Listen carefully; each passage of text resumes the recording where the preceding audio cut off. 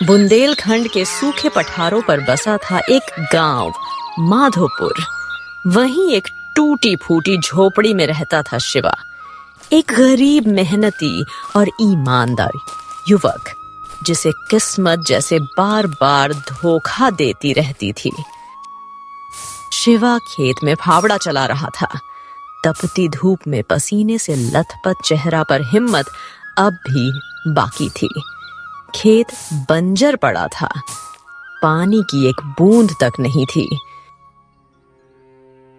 इतनी मेहनत कर ली हमने, फिर भी हमारे खेतों में कुछ ना उगरो। हमारी तकदीर तो ऐसो लगो है कि सच में पत्थर पर लिखी गई है। तभी उसका दोस्त प्रीतम वहां आ पहुंचा। काहे रे शिवा, तू फिर से मिट्टी खोद रहा है? अरे हमने तो सुना है कि इस बार तो बीज ने भी मना कर दिया कि भैया हम इस मिट्टी पर ना हो गए हैं। अरे प्रीतम, तू तो जानता है मेहनत करने वालों को भगवान देर से देता है, पर देता जरूर है। भगवान अबे तेरे हिस्से का तो भगवान भी भूल गया। पूरा गांव कहता है कि तू तो जन्मजात बदकिस्मत आया है।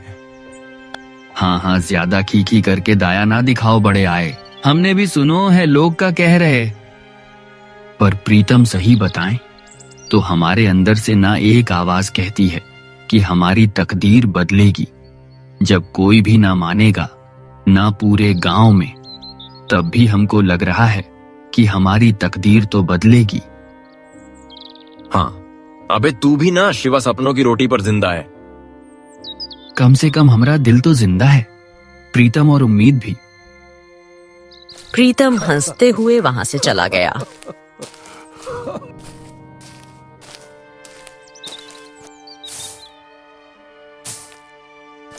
शाम को शिवा अपने घर लौट आया। उसकी मां मिट्टी के चूल्हे पर बैठी थी, पर चूल्हा ठंडा पड़ा था। बेटा, लगता है भगवान ने तेरी तकदीर बिना स्याही की कलम से लिखी है। ए अम्मा, तुम ही तो सिखाती हो, हिम्मत कभी ना हारनी चाहिए। पर बेटा, जब पेट भूखा हो और किस्मत अंधी, तब माँ का दिल कांप जाता है। अपने दिल को जरा थाम तो अम्मा।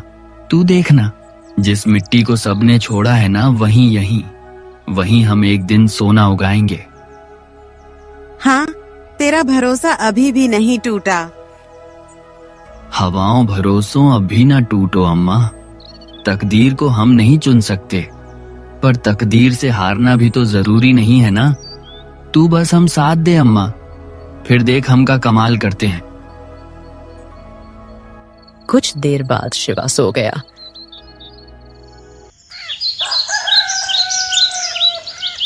अगली सुबह शिवा खेत जाने को तैयार होने लगा। तभी उसकी मां उससे बोली, बेटा, घर में लकड़ियां खत्म हो गई हैं, चूल्हा कैसे जलेगा? हाँ तो ठीक है अम्मा, हम जंगल से लकड़ियां लाए दे रहे, उसके बाद खेत चले जाएंगे। यह कहकर शिवा जन्नोता जंगल की ओर निकल पड़ा। वो आधे रास्ते पहुंचा ही था कि उसी रास्ते में उसके कानों में उसकी प्रेमिका वृंदा की आवाज टकराई। अरे शिवा, तुम यहाँ इस वक्त तो तुम खेत में होते हो, आज जंगल क्यों जा रहे हो? वृंदा, अरे वो का है कि घर में लकड़ियां खत्म हो गईं, खेत का काम हम बाद में करेंगे, पहले अम्मा के चूल्हे की चिंता तो दूर कर दें। कल दूसरे गांव से लड़के वाले आए थे मुझे देखने, सब देखकर चले भी गए। तुम अपनी माँ को पिताजी के पास भेज दो, वरना देर हो जाएगी। अब तुम हमारी हालत तो जानती हो वृंदा, गांव में हर कोई हमारी तकदीर का मजाक उड़ाता है। हम दिन रात मेहनत करते हैं, पर पता नहीं कहां से कोई ना कोई आफत आ ही जाती है। अरे यहाँ तक कि हमारी अम्मा भी हमारी तकदीर को कोसती हैं। अब बताओ भला, ऐसे में तुम्हारा हाथ मांगने की हिम्मत हम कहां से लेके आए? मैं रोज मंदिर में पूजा करके तुम्हारे लिए प्रार्थना करती हूँ। गांव वाले जो बोलते हैं वो उनकी मूर्खता है। इंसान की तकदीर से ज्यादा उसकी सोच मायने रखती है। तुम्हारी सोच साफ है, तुम्हारा दिल सच्चा है। एक दिन यही सोच तुम्हें बहुत आगे ले जाएगी शिवा। वृंदा के शब्दों ने शिवा के मन में एक हल्की सी उम्मीद की लौ जला दी। वृंदा घर लौट गई और शिवा जंगल की ओर बढ़ गया। पर इस बार उसके मन में कुछ और ही गहराइयां चल रही थीं।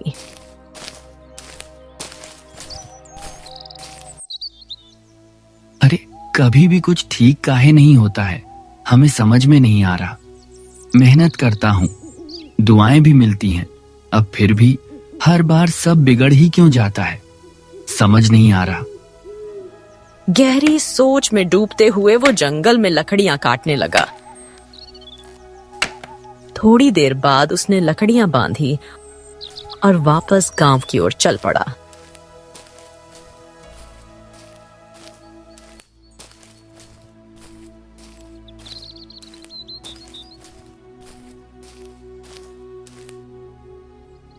अरे ये कौन रास्ते पे आ गए हम, ये तो। अरे दादा रे, हम तो रास्ता ही भटक गए। शिवा जंगल के उस हिस्से में आज तक कभी नहीं आया था। तभी तेज बारिश शुरू हो गई। आहा, ये क्या मुसीबत है, अब बारिश भी। बारिश से बचने के लिए किसी छाव के तलाश में इधर उधर भागने लगा।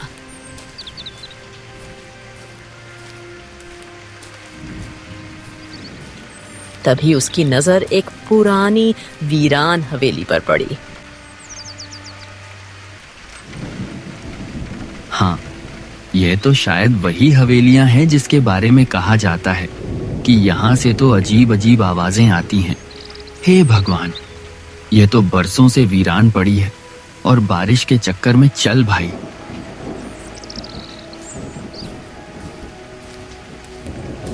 शिवा डरते डरते उस हवेली के नजदीक पहुंचा। बारिश भी तेज थी और भूख की ज्वाला भी बढ़ रही थी। हाँ, बस कुछ देर हम बैठेंगे, उसके बाद बारिश रुकते ही यहाँ से रफ्फू चक्कर भैया, यहाँ ना रुकना। पर जैसे ही उसने कदम अंदर रखा, उसकी आंखें फटी की फटी रह गईं। अंदर का दृश्य ऐसा नहीं था जैसा बाहर से लगता था। हवेली भीतर से टूटी फूटी नहीं, बल्कि किसी पुराने राजा की तरह सजी हुई थी। दीवारों पर प्राचीन चित्र, फर्श पर महंगे गलीचे और कमरे के बीचों बीच रखी एक बेशकीमती बंदूक। हे, ये कैसे हो सकता है? बाहर से ये हवेली तो एकदम खंडहर जैसी, और अंदर ओ दादा रे, किसी राजा के महल जैसी। शिवा अब भूल चुका था कि वो रास्ता भटक गया था। तभी शिवा की नजर एक कमरे की ओर चली गई जहां से कुछ आवाजें आ रही थीं। शिवा उस कमरे की ओर बढ़ गया। सामने का दृश्य देखकर वो बुरी तरह चौंक गया। है जो का है, एक बड़े से पिंजरे में तोता बंद है और ऊ के बगल में एक खोटे से बंधा एक गधा भी है। तोता और गधा संगे संगे बड़ी विचित्र बात है। ये वीरान हवेली में ये तोता और गधा का कर रहे। ये तोता तो देख के ऐसा लगो है कि जैसे रोज खाता पीता है, और ये गधा तो ऐसा लग रहा है जैसे अबई अबई बांधा गया है। इसका मतलब क्या, कोई इस हवेली में रहता है। तभी तोता शिव को देखकर इंसानी आवाज में बोल पड़ा। आखिरकार तू आ ही गया शिवा, लेकिन तूने आने में देर कर दी। तभी गधा भी इंसानी आवाज में बोल पड़ा। तो क्या हो गया, अगर सुबह का भूला शाम को आ जाए तो उसे भूला ना कहते। उन दोनों को इंसानी आवाज में बात करता देख शिवा बुरी तरह घबरा गया और तोते की ओर देखकर बोला, जो कैसे संभव है? तुम तो एक तोता हो, तुम इंसानों की भाषा में कैसे बात कर सकते हो? और जीज गधा भी ये कैसे इंसानों की भाषा में बात कर रहा है? शिवा की बात सुनकर तोता हंसते हुए बोला, हम दोनों इंसानों की भाषा में क्यों और कैसे बात कर रहे हैं, इसका रहस्य तुझे कुछ देर बाद में पता लग जाएगा। हम यह तुझे अभी नहीं बता सकते, पर इतना जरूर बता सकते हैं कि हम दोनों को एक वरदान प्राप्त है। इस हवेली में कोई नहीं आता, तू पहला मनुष्य है जो यहाँ आया है। और तू बड़ा तकदीर वाला भी है। यह सुनकर शिवा चौंक गया। मेरे दोस्त डर मत, हम तेरा कोई नुकसान नहीं करेंगे। अब मेरी बात ध्यान से सुन।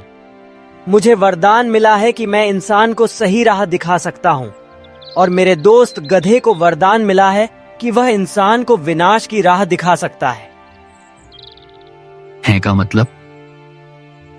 अरे भाई, मतलब ये है कि हम किस्मत तो नहीं लिखते, पर हम ऐसे मौके जरूर दिखाते हैं जिससे किस्मत बनाई जा सकती है। एक राह भलाई की और एक राह बर्बादी की। जो तू चुनेगा उसी से तेरी किस्मत बनेगी। शिवा हैरानी से उन दोनों को देखने लगा और बोला, हाँ, तुम्हारी कुछ कुछ बातें तो समझ में आ रही और कुछ तो बिल्कुल ही ना आ रही। हम समझाते हैं। देखो, आज पूर्णिमा है और हर पूर्णिमा की रात को हम दोनों तुझे एक एक रास्ता दिखाएंगे। तू जो चुनेगा वही तेरी दिशा तय करेगा। अगर मैं तुझे अच्छाई का रास्ता दिखाऊंगा तो यह गधा तुझे उसी रास्ते पर चलते हुए उसका विपरीत परिणाम भी दिखाएगा। परिणाम विपरीत होगा और तेरे लिए वह परिणाम बुरा भी हो सकता है, और तेरा चुनाव ही तेरी किस्मत तय करेगा। अगर तू सही चुनाव करेगा तो विश्वास कर, तेरी तकदीर के सितारे पलट जाएंगे। हाँ तो ठीक है, हम तैयार हैं, चलो। तोता बोला, तो फिर जा, तेरे गांव में एक बहुत पुराना कुआं है ना? हाँ हाँ हाँ, साहूकार के खेत में एक बहुत पुराना कुआं है, लेकिन वो खेत तो बंजर है और वो कुआं भी सूखा पड़ा है। ना तो वो खेत किसी काम आ रहा है और ना वो कुआं। अरे बल्कि हमारे गांव के लोग तो उधर झांकने भी ना जाते।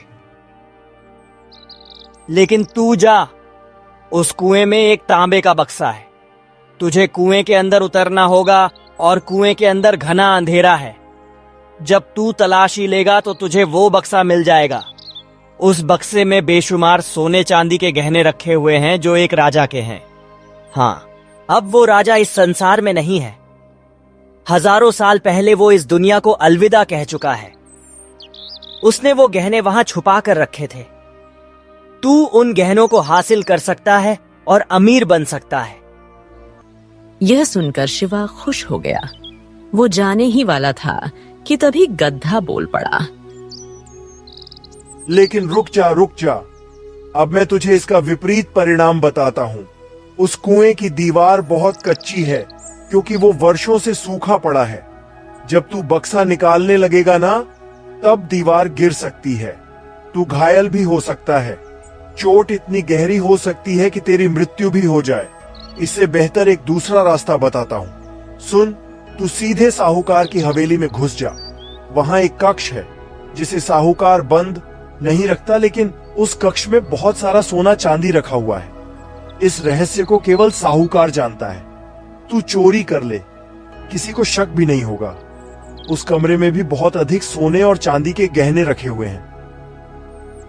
शिवा गहरी सोच में डूब गया और बोला, हम तो यहाँ से अभी जा रहे, फैसला हम बाद में करेंगे। अगली पूर्णिमा को फिर से आऊंगा। चलो भाई। रुको, जाने से पहले एक बात याद रखना शिवा। हम दोनों के रहस्य को तुम बाहर किसी को नहीं बताओगे, नहीं तो अगली पूर्णिमा की रात तुम चाहकर भी इस हवेली की ओर आ नहीं पाओगे। तुम्हें यह हवेली दिखाई नहीं देगी। हाँ,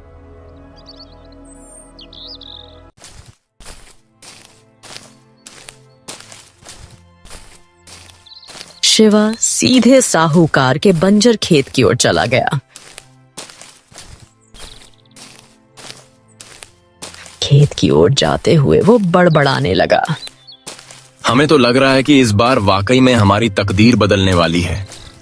हाँ,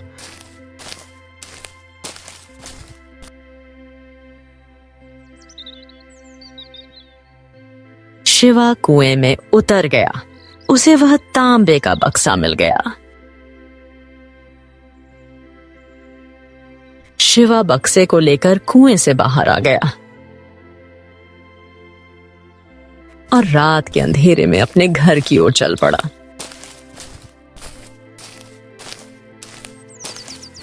घर पहुंचकर उसने वो बक्सा खोला तो उसमें बेशुमार गहने देखकर उसकी मां चौंक गई।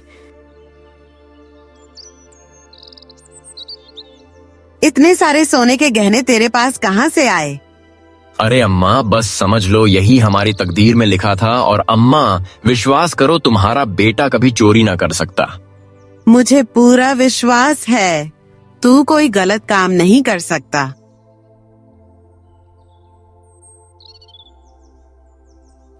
उस दिन के बाद से शिवा की तकदीर बदल गई। उसकी झोपड़ी अच्छे मकान में बदल गई। उसने खेती छोड़कर व्यापार करना शुरू कर दिया और देखते ही देखते वो धनवान बन गया।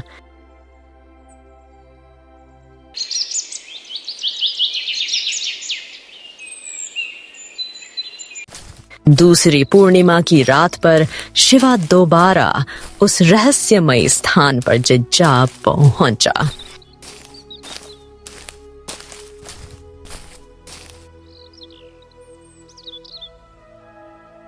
तोता और गधा पहले से मौजूद थे।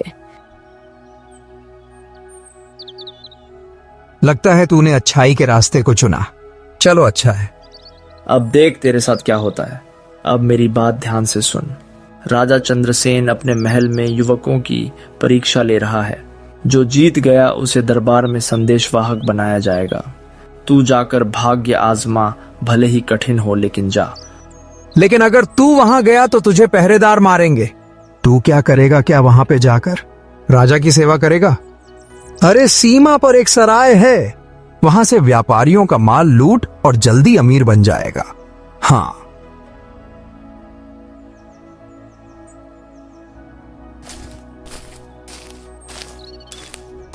शिवा ने तोते की बात मानी और महल पहुंच गया। राजमहल के प्रांगण में युवकों की भीड़ लगी थी।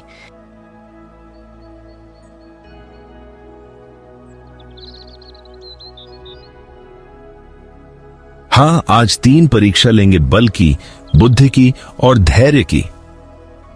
मामा, धैर्य की।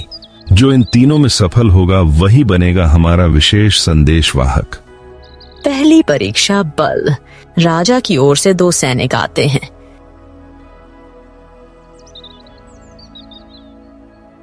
पहली चुनौती हाथियों को नियंत्रित करना। जो उन्हें वश में करेगा वही आगे बढ़ेगा।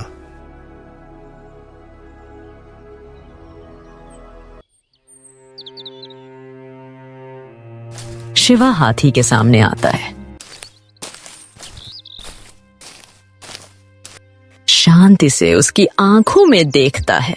धीरे धीरे उसके पास जाता है, कान सहलाता है और उसे बैठा देता है।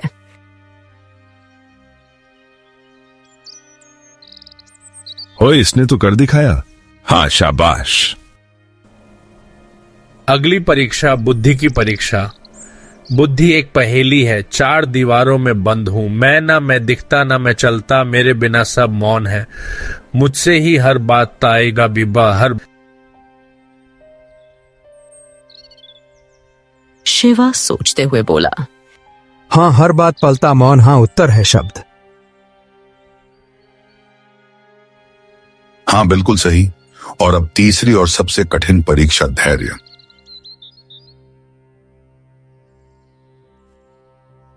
राजा की आज्ञा से युवकों को गर्म धूप में एक घड़े को सिर पर रखकर 5 कोस चलने को कहा जाता है। घड़ा पानी से भरा है और वह गिरना नहीं चाहिए।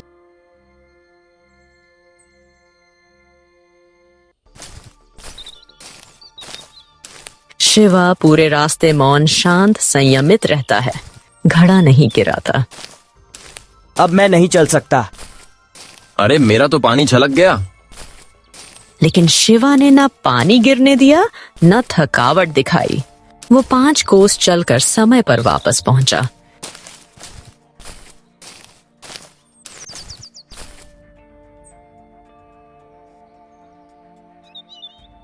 हाँ, तो तीनों परीक्षा में जिसने विजय पाई वो शिवा है। हम इसे राज्य दरबार का संदेशवाहक नियुक्त करते हैं। दरबार गूंजता है। जय हो, जय हो। राजा चंद्रसेन की सेवा में हम सदा समर्पित हैं। महाराज की जय हो।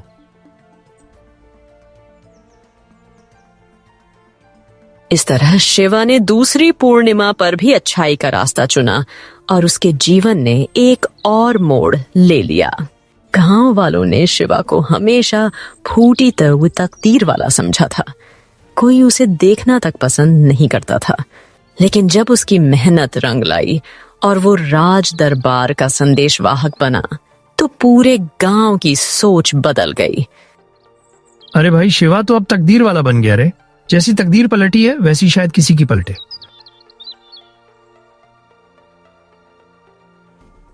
वही गांव जो कभी उसका उपहास करता था अब उसे सम्मान की दृष्टि से देखने लगा।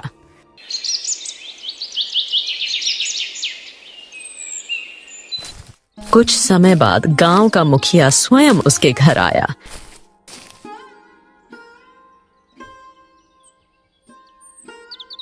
प्रणाम माता जी। प्रणाम। अब अगर आपकी अनुमति हो तो मैं अपनी पुत्री वृंदा का विवाह शिवा से करना चाहता हूँ। यह हमारे लिए सौभाग्य की बात होगी। हर पिता यही तो चाहता है कि उसकी पुत्री किसी तकदीर वाले के साथ ब्याही जाए।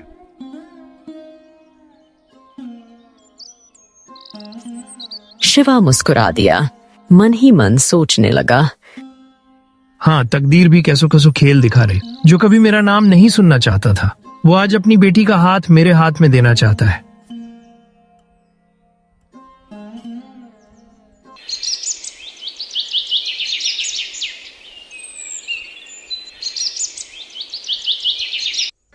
कुछ ही दिनों में विवाह संपन्न हो गया। वृंदा शिवा की अर्धांगिनी बन गई। विवाह के कुछ समय बाद वृंदा शिवा से बोली, शिवा, तुम अचानक इतने धनवान कैसे बन गए और राजा चंद्रसेन से इतनी नजदीकी कैसे हो गई? ना वृंदा, हम तुझे चाहकर भी नहीं बता सकते। अरे बस तुम इतना जान लो कि यह सब ईश्वर की कृपा से हुआ है। हमने कोई गलत काम नहीं करा। अब मैं दोबारा कभी नहीं पूछूंगी। मुझे तुम पर पूरा भरोसा है।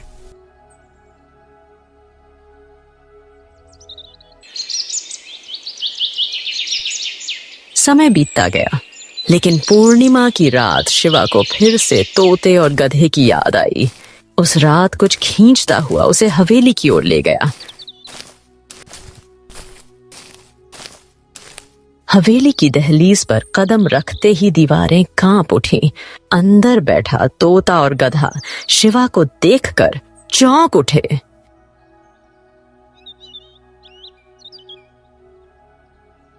हमें लगा था कि अब तो तू हमें भूल गया होगा। तेरी तकदीर बदल चुकी है।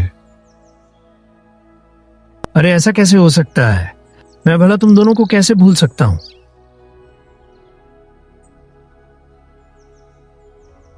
लेकिन आज मैं किसी इच्छा से नहीं आया। मैं आज ये जानने आया हूं कि तुम दोनों आखिरकार हो कौन। हाँ, अब वक्त आ गया है सच्चाई बताने का और हमारे श्राप से मुक्त होने का। तू हर बार भले रास्ते पर गया, इसी वजह से हमें आजादी मिल रही है। हम तो बस रास्ता दिखाते हैं। भगवान ने हमें यही हक दिया है। चुनाव तेरा, लेखा जोखा उसका तू है तकदीर वाला, क्योंकि तूने सही चुना।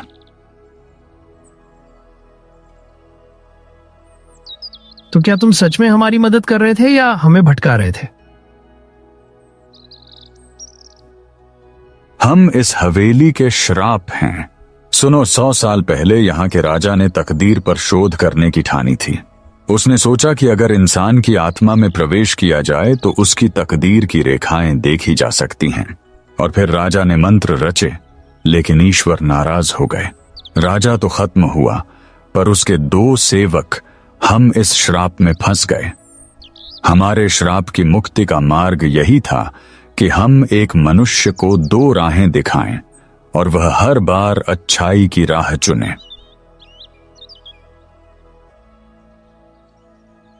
शिवा ने हर बार वही चुना जो कठिन था लेकिन सही था।